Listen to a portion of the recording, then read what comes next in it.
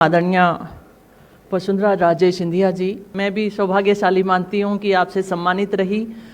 जब मैं एथलीट रही तो आपने मुझे आगे बढ़ाने के लिए आपने अपना आशीर्वाद एक मुख्यमंत्री के तौर पर एक एथलीट को आगे बढ़ाने का जो योगदान दिया, उसका इस प्लेटफॉर्म पे बहुत अच्छा मौका है मैं आपको थैंक्स बोलूँ। घर के कार्य लड़कों को भी आने चाहिए, लड़कियों को भी आने चाहिए, लेकिन हमारे देश का ताना बाना, हमारी संस्कृति का ताना बाना ऐसा है कि हमें एक साथ चलने के लिए सहयोग चाहिए। 12वीं के बाद सरकारी नौकरी की तैयारी करें। झुंझुनू की आधार क्लासेस में राज्य स्तर की नौकरियों के साथ बैंक, SSSC, दिल्ली पुलिस और रेलवे की खास तैयारी। 600 से अधिक सफल चयन। आधार क्लासेस, आपके सपनों की उड़ान का आधार।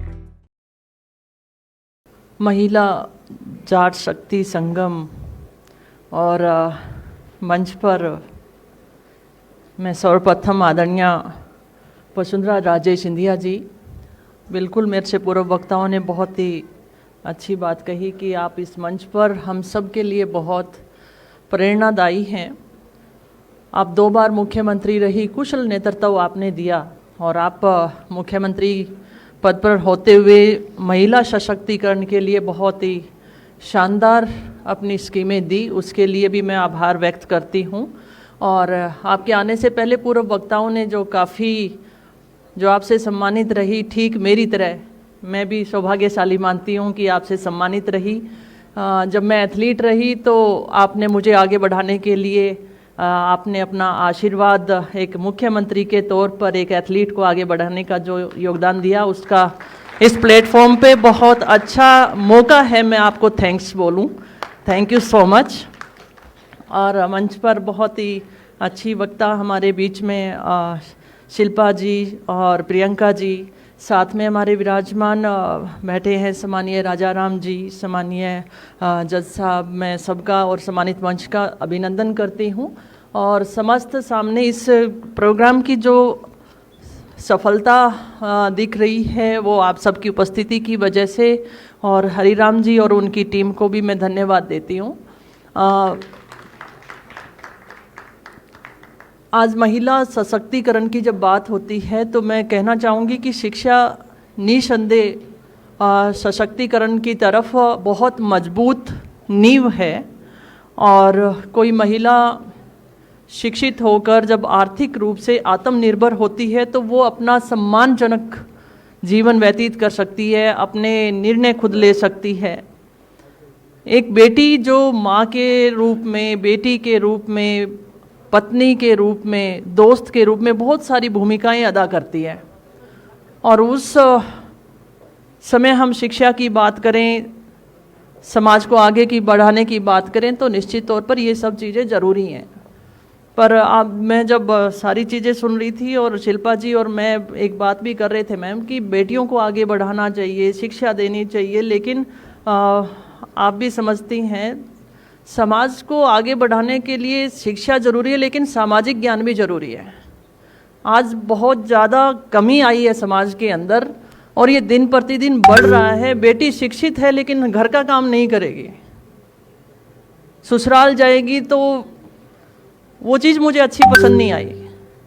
इक्वलिटी की बात करते हैं, लड़के और लड़कियों को बराबर का हक चाहिए, ठीक है, हमें अपने बच्चों को जन्म देने के बाद जो शिक्षा देते हैं लड़के और लड़कियों को बराबर देना चाहिए। घर के कार्य लड़कों को भी आने चाहिए, लड़कियों को भी आने चाहिए, लेकिन हमारे देश का ताना बाना, हमारी संस्कृति का ताना बाना ऐसा है कि हमें एक साथ चलने के लिए सहयोग चाहिए। आज समाज में एक ये सबसे बड़ी कमी आई है, जब रिश्ता करते हैं बेटी का तो हमारी बेटी काम नहीं करेगी। अरे काम करके ही तो हम आगे बढ़े हैं, मेहनत करके ही तो आगे बढ़े हैं। तो ये जो रिश्ते टूटने वाली जो समस्या पैदा हुई है, मेरे ख्याल से सशक्तिकरण की जब बात आती है तो महिला को प्रथम गुरु माना जाता है, और हम प्रथम गुरु के रूप में ये कहें कि हमारे बच्चे ये नहीं करेंगे, कंडीशन लगाते हैं, तो मुझे ये चीज़ अच्छी नहीं लगी एक एथलीट होने के नाते। और दूसरा, मुझे राजनीति में भी जब आने का मौका मिला तो ये चीज़ें मैं देखती हूँ। दूसरा, मैं कहना चाहूँगी कि महिलाओं को आत्मरक्षा के लिए, सेल्फ कॉन्फिडेंस के लिए स्पोर्ट्स में भी ज़रूर आना चाहिए। अकेली महिलाओं, बेटियों के लिए ही नहीं, ये अब मैं बच्चों के लिए भी कहना चाहूँगी कि अपने बच्चों को ज़रूर आप स्पोर्ट्स में डालें। ज़रूरी नहीं है कि हर कोई एथलीट इंटरनेशनल पदक जीत कर लेकर आए, लेकिन उसका एक एथलीट होना ज़रूरी है, क्योंकि एक एथलीट की शुरुआत हमेशा हार से शुरुआत होती है और उसी हार के बाद वो हर पल उसे उठकर आगे बढ़कर जीतने के लिए, सफल होने के लिए वो प्रयास करता है। और अगर शैक्षणिक की बात की जाए तो मैंने देखा है बच्चों पे इतना स्ट्रेस होता है कि वो आधा % मार्क्स, बहुत अच्छे % मार्क्स लिए और आधा % की उम्मीद में वो सुसाइड तक कर रहा है। वो हार को बर्दाश्त नहीं कर पा रहा है, आगे बढ़ नहीं पा रहा है। तो एथलीट जो है वो इन चीज़ों से ऊपर आता है और मैं कह सकती हूँ कि खेल है वो ज़िंदगी जीना सिखाता है। तो इसलिए अपने बच्चों को स्पोर्ट्स में आप डालें। और आज जो सबसे बड़ी समस्या पेरेंट्स के सामने आ रही है, हमने लड़कियों को अनुशासन में रखा। अनुशासन में रखने की वजह से आज बच्चियां आगे बढ़ रही हैं और अनुशासन में कोई भी व्यक्ति होगा वो आगे बढ़ेगा। और दूसरा तरफ हम माँ जो हैं बेटे पे थोड़ा सा अपना प्यार लुटाती हैं और उसका अनुशासन छोड़ देने के लिए, मतलब अपना कहीं ना कहीं प्यार उसके लिए, उसके भविष्य के लिए बाधा बनता जाता है।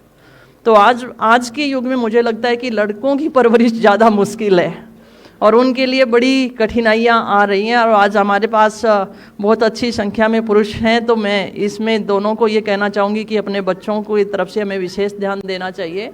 और राजनीति की अगर बात की जाए तो मैं, आप जैसी जब सशक्त महिलाएं हमारा नेतृत्व करती हैं बड़ा गर्व होता है, लेकिन महिलाओं की कमी मुझे महसूस होती है राजनीति के अंदर, क्योंकि हमारे जो राजनीति का हमारा जो प्रारूप है उसमें पुरुष प्रधान हमें ज़्यादा दिखता है। और जिस तरीके से कि ये प्रारूप है उसमें महिलाएं कम दिखी हमें और वो आगे ज़्यादा आएँ, उसके लिए भी मैं पुरुषों से निवेदन करना चाहूँगी कि आप लोगों का हमें सहयोग चाहिए, जिससे हम नेतृत्व में हम और आगे बढ़ें। तो ज़्यादा लंबा नहीं बोल के आज इस प्रोग्राम के लिए आयोजकों को और बहुत सम्मानित मंच को मैं धन्यवाद करूंगी कि आपने मुझे यहाँ आमंत्रित किया।